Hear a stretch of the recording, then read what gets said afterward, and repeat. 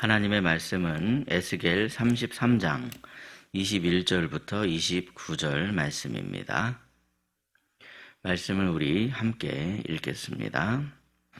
우리가 사로잡힌 지 12째 해 10째 달 5째 날에 예루살렘에서부터 도망하여 온 자가 내게 나와 말하기를 그 성이 함락되었다 하였는데, 그 도망한 자가 내게 나오기 전날 저녁에 여호와의 손이 내게 임하여 내 입을 여시더니, 다음 아침 그 사람이 내게 나올 그때에 내 입이 열리기로 내가 다시는 잠잠하지 아니하였노라. 여호와의 말씀이 내게 임하여 이르시되, 인자야, 이 이스라엘의 이 황폐한 땅에 거주하는 자들이 말하여 이르기를, 아브라함은 오직 한 사람이라도 이 땅을 기업으로 얻었나니 우리가 많은즉 더욱 이 땅을 우리에게 기업으로 주신 것이 되느니라 하는도다. 그러므로 너는 그들에게 이르기를, 주 여호와께서 이같이 말씀하시되, 너희가 고기를 핏째 먹으며 너희 우상들에게 눈을 들며 피를 흘리니 그 땅이 너희의 기업이 될까 보냐. 너희가 칼을 믿어 가증한 일을 행하며 각기 이웃의 아내를 더럽히니 그 땅이 너희의 기업이 될까 보냐 하고, 너는 그들에게 이르기를, 주 여호와께서 이같이 말씀하시되, 내가 나의 삶을 두고 맹세하노니 황무지에 있는 자는 칼에 엎드러 뜨리고 들에 있는 자는 들짐승에게 넘겨 먹히게 하고 산성과 굴에 있는 자는 전염병에 죽게 하리라. 내가 그 땅이 황무지와 공포 대상이 되게 하고 그 권능의 교만을 그치게 하리니, 이스라엘의 산들이 황폐하여 지나갈 사람이 없으리라. 내가 그들이 행한 모든 가증한 일로 말미암아 그 땅을 황무지와 공포의 대상이 되게 하면 그때에 내가 여호와인 줄을 그들이 알리라 하라. 아멘. 오늘도 이른 새벽에 은혜를 사모하여 주님 앞에 모인 사랑하는 여러분에게 하나님의 은혜와 평강이 가득하시기를 예수님의 이름으로 축복합니다. 오늘 새벽 우리가 붙들 말씀은 이스라엘의 실패에 관한 이야기입니다. 그런데 성경은 실패담을 기록할 때 그 기록한 목적이 있습니다. 그것은 단순히 어떤 비난이나 조롱이 목적이 아닙니다. 우리로 하여금 저들의 실패를 거울 삼게 하기 위한 목적입니다.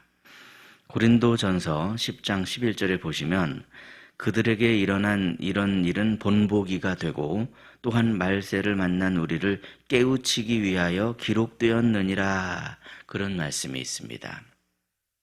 오늘 본문에 나오는 이스라엘 백성은 징계를 받고도, 성전이 무너지고도, 나라가 망하고도 끝까지 깨닫지 못한 백성입니다. 그들의 어리석음이 오늘 우리에게는 따르지 말아야 할 반면교사입니다. 그러면 오늘 본문을 통해서 우리가 본받아야 할 것은 과연 무엇이겠습니까? 첫째로 하나님께서는 우리에게 말씀을 전하는 삶을 살아라, 그렇게 말씀하십니다. 오늘 본문 21절을 보시면요, 에스겔이 포로로 끌려온 지 12년째 되는 해에 예루살렘이 완전히 함락되었다는 소식이 에스겔이 있던 곳에 전해졌습니다. 인간적으로 보면 통곡하고 주저앉아서 말문이 막힐 만한 그런 사건이었습니다. 그런데 생각해 보시면요, 놀라운 사실이 있습니다. 일이 일어나기 전날 밤에 하나님께서 이미 에스겔에게 말씀을 선포하라고 명령하셨다는 사실입니다. 하나님께서는 언제나 사건보다 먼저 말씀하십니다. 현실보다 먼저 하나님의 뜻을 드러내십니다. 에스겔에게는 예루살렘의 함락으로 슬퍼할 시간보다 전할 말씀이 먼저였습니다. 사랑하는 성도 여러분, 오늘 우리도 마찬가지입니다. 세상은 점점 어두워지고 교회는 점차 더 약해지는 것처럼 보이고 개인의 삶도 무너지는 일이 얼마나 많은지 모릅니다. 그런데 그럴수록 우리는 침묵하는 사람이 아니라 하나님의 말씀을 붙들고 우리의 삶을 통해 그 말씀을 전하는 사람이 되어야만 합니다. 말씀대로 살아가는 우리의 삶은 상황이 좋을 때 선명해지는 게 아닙니다. 오히려 상황이 최악일 때 우리의 삶을 통하여서 주님의 뜻이 더 선명하게 됩니다.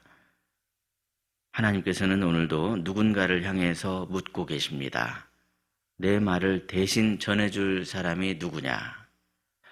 그러므로 어떠한 상황에서든지 우리의 삶을 통하여서 하나님의 뜻을 나타내는 저와 여러분이 되시기를 예수님의 이름으로 축복합니다. 둘째로 하나님께서는 죄에서 떠나는 삶을 살라 그렇게 말씀하십니다. 오늘 본문 24절 말씀을 보시면요. 예루살렘이 황폐해진 후에도 그 땅에 남겨진 사람들이 있었음을 보게 됩니다. 그런데 그들이 하는 말이 너무나도 충격적입니다. 아브라함은 혼자서도 이 땅을 기업으로 다 받았는데 이 땅에 남겨진 우리는 이렇게나 많은데 그러므로 끌려간 사람들과 상관없이 이제 이 땅이 우리 것이 되는 것이 당연하다. 이런 이야기를 하고 있는 겁니다. 이 땅은 다 우리 거다. 이들의 하는 이야기 속에는 회개가 없습니다. 겸손이 없습니다. 하나님을 향한 두려움도 없습니다. 본문 25절을 보시면요. 그들은 율법과는 전혀 상관없이 고기를 핏째 먹으며 우상을 섬기고 일상 속에서 폭력을 일삼고 간음의 죄를 멈추지 않고 있었습니다. 동포들이 바벨론으로 다 끌려가 망했는데도 불구하고 삶의 방향은 깨달음도 없고 회개도 없이 전혀 그냥 변동 없는 그대로였습니다. 사랑하는 성도 여러분, 하나님의 징계 앞에서도 아무런 느낌이 없는 것, 이것이 가장 무서운 상태입니다. 자기 살이 밤에 자고 일어나면 그냥 떨어져 나가는데도 불구하고 아무런 아픔도 없고 고통도 없는 그런 영적인 악성 피부병입니다. 그러므로 문제가 없는 게 축복이 아니라 문제 앞에서 죄를 떠나는 것이 축복입니다. 신앙은 말로만이 아니라 방향입니다. 회개는 감정의 눈물만이 아니라 삶의 전환입니다. 하나님께서 오늘도 우리에게 너는 지금 어느 자리에서 떠나야 하느냐 그렇게 묻고 계십니다. 죄인 줄 알면서도 그냥 그 자리에 계속해서 머무르는 죄, 자꾸만 핑계를 대면서 자기 자신을 포장하려고 합리화하는 죄, 이 정도면 괜찮다며 그냥 넘기려 하는 그런 죄에서 우리는 당장 떠나야만 합니다. 그러므로 머뭇거리지 마시고 죄로부터 떠나시는 분명한 결단이 있으시기를 예수님의 이름으로 축복합니다. 셋째로 하나님께서는요, 하나님을 두려워하지 않는 자들에게 경고하십니다. 오늘 본문 25절 말씀을 보시면 우리 하나님께서는 분명하게 말씀하십니다. 회개하지 않는 남은 자들에게 그 땅은 절대로 그들의 기업이 되지 않을 거다. 그렇게 말씀하십니다. 칼과 들짐승과 전염병과 그런 것들로 인해서 많은 사람들이 다 죽게 될 거다. 그 땅이 황무지가 될 거다.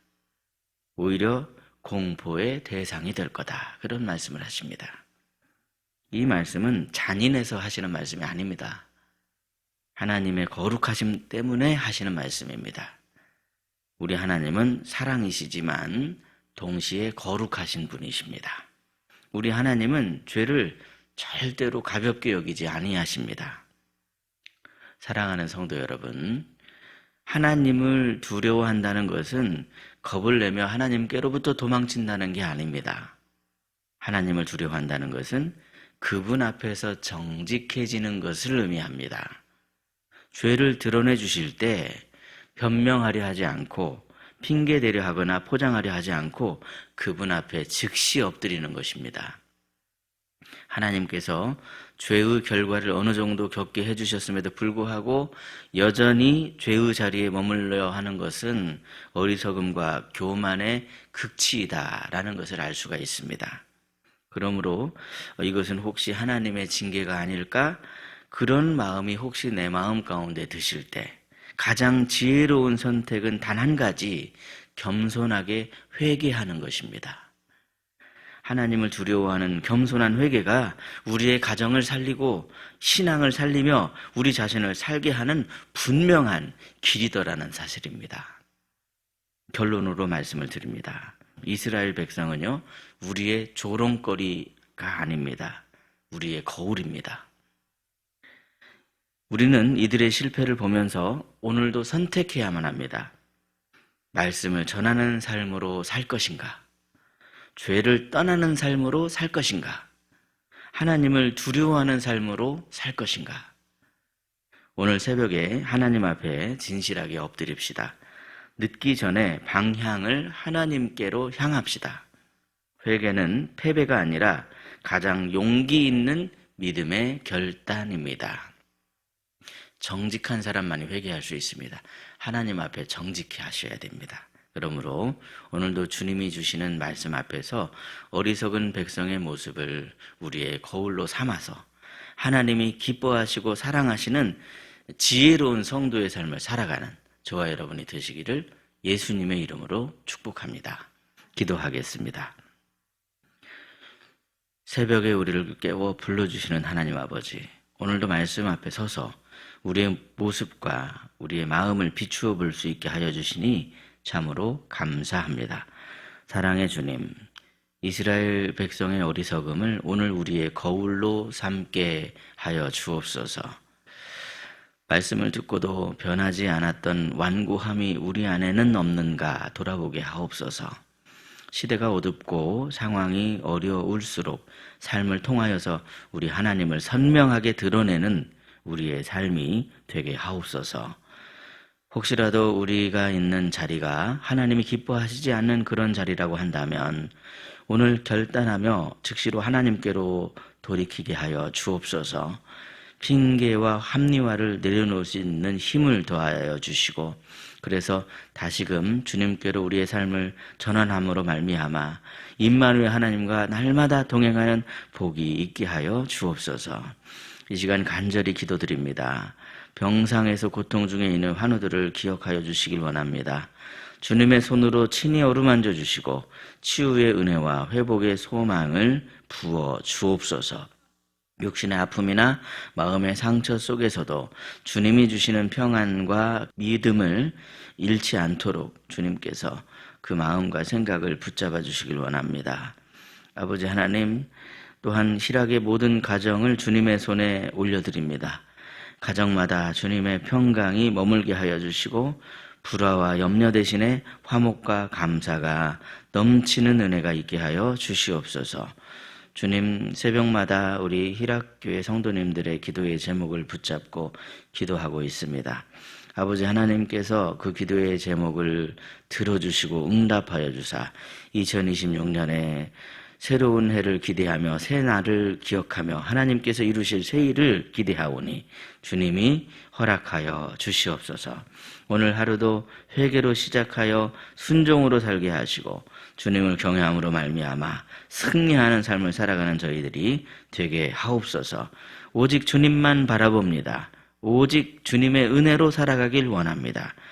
주님, 모든 영광을 주님께 올려드리오며 우리 구주 예수 그리스도의 이름으로 기도드리옵나이다. 아멘. 각자 기도하시겠습니다.